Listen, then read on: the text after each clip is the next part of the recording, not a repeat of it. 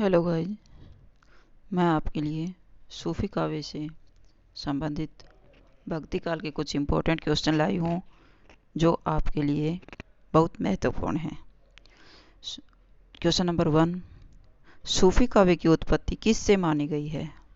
सूफी काव्य की उत्पत्ति सूफ से मानी गई है। सेकंड क्वेश्चन, प्रेम पीर का प्रचारक किसे कहा गया है?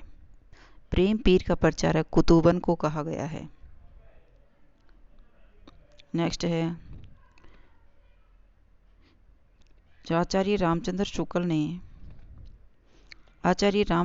ने प्रेम ख्यान काव्य परंपरा का प्रथम कवि किसे माना है? आचार्य रामचंद्र शुक्ल ने प्रेम काव्य परंपरा का प्रथम कवि जायसी को माना है। नेक्स्ट है, चंदाइन किस लेखक की रचना है? चंदाइन मुल्ला दाऊद की रचना है।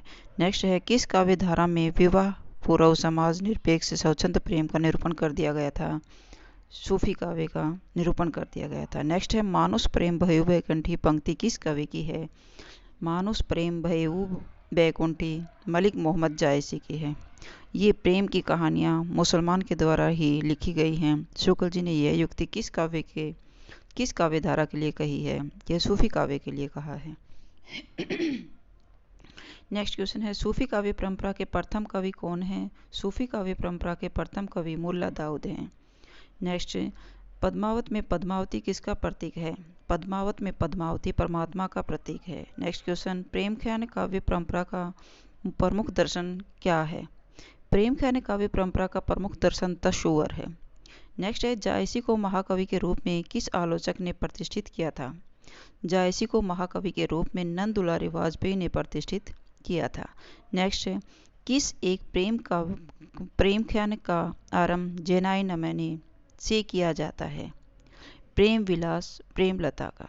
नेक्स्ट है, मृगावती और मधुमालती में दोहे चौपाई का क्रम क्या है? मृगावती और मधुमालती में दोहे चौपाई का क्रम 5 चौपाइयों के बाद दोहा है। नेक्स्ट है, प्रेम ख्यान काव्यों की मूल भावना क्या है?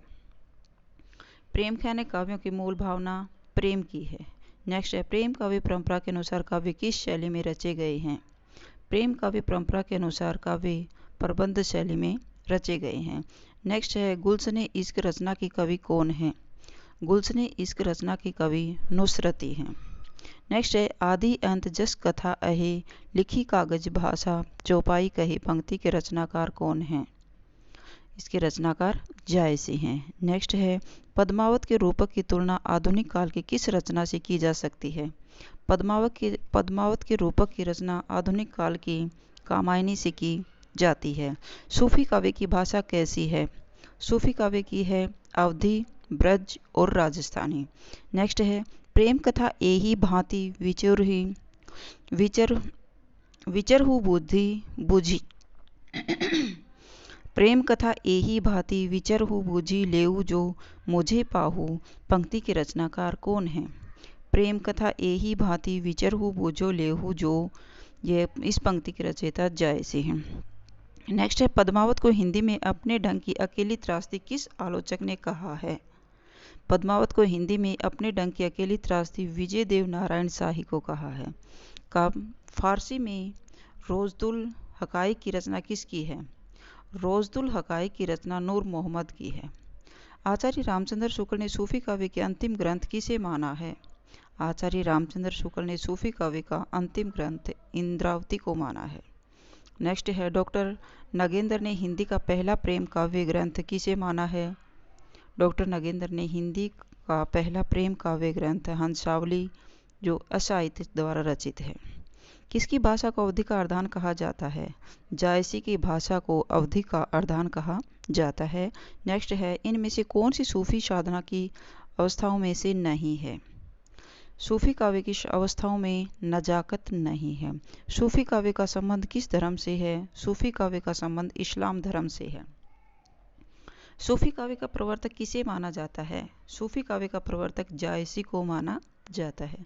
सूफी काव्य परंपरा का प्रधान ग्रंथ क्या है? सूफी काव्य परंपरा का प्रधान ग्रंथ पद्मावत है। अखरावट किसकी रचना है? अखरावट कुतुबन की रचना है।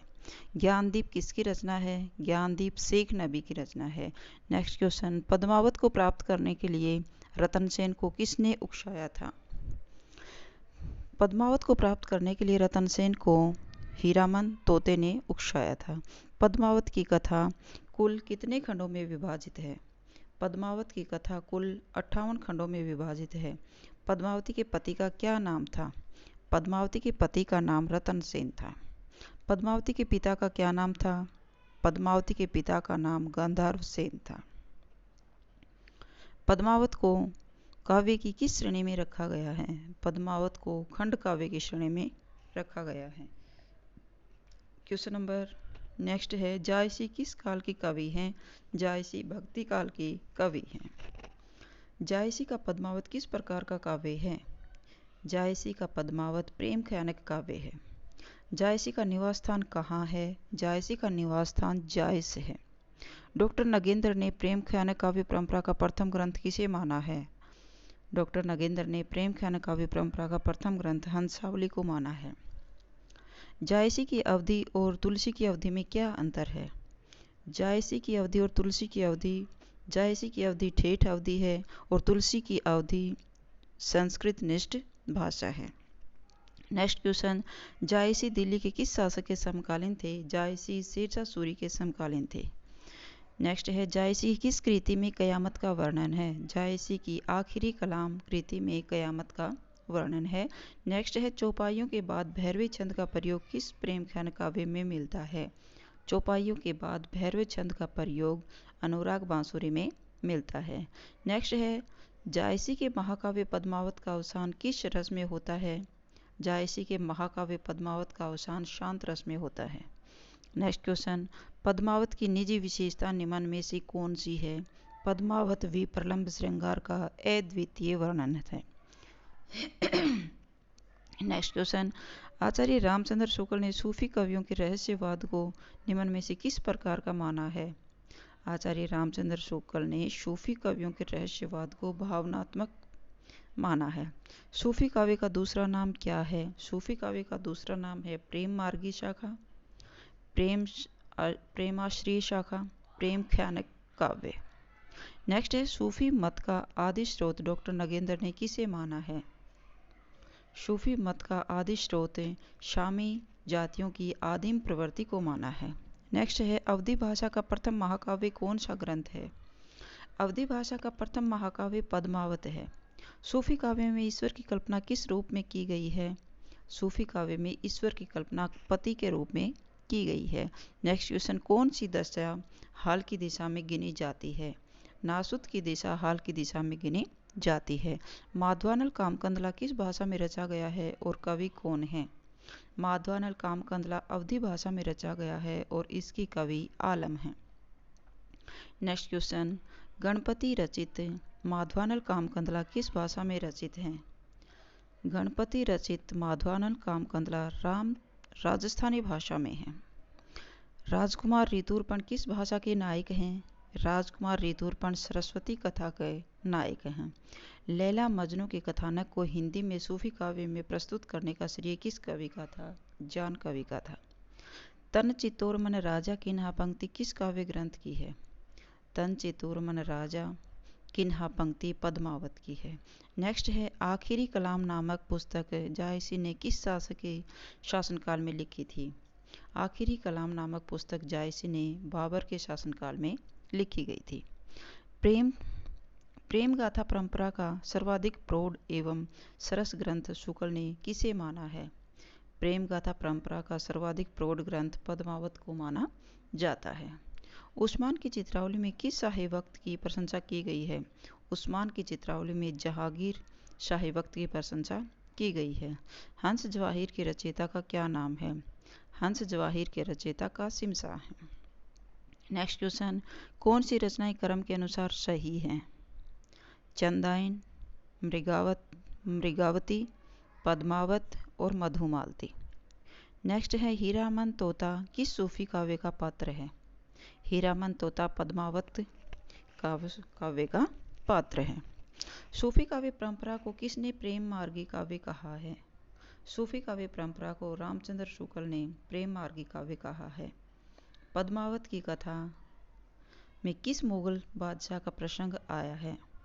पद्मावत की कथा में औरंगजेब बादशाह मुगल बादशाह का प्रसंग आया है। जायसी ने 12 मासा में किसकी विरह का वर्णन किया है? जायसी ने 12 मासा में नागमती के विरह का वर्णन किया है। नेक्स्ट क्वेश्चन, चित्रावली के रचनाकार कौन हैं? चित्रावली के रचनाकार उस्मान हैं। जायसी ने किस रचना में सूफी सिद्धांतों का वर्णन किया है? जायसी ने अखरावट में सूफी सिद्धांतों का वर्णन किया है। पद्मावत की रचना किस छंद में हुई थी? पद्मावत की रचना दोहा चौपाई के छंद में हुई थी। नेक्स्ट क्वेश्चन है, रतन सेन कहाँ के राजा थे? रतन सेन चित्तौड़ के राजा थे। जायसी किस सूफी फ़कीर के शिष्य थे? जायसी शेख मेहंदी सूफी फ़कीर के शिष्य थे। नेक्स्ट क्वेश्चन, पद्मावती किस राज्य की राजकुमारी थी? पद्मावती सिंघल द्वीप राज्य की राजकुमारी थी। जायसी ने पद्मावत की रचना कब की थी? जायसी ने पद्मावत की रचना सन 1520 में की थी। मधुमालती किसकी रचना है? मधुमालती मंझन की रचना है। Last and final question number 75, Raghav Chetan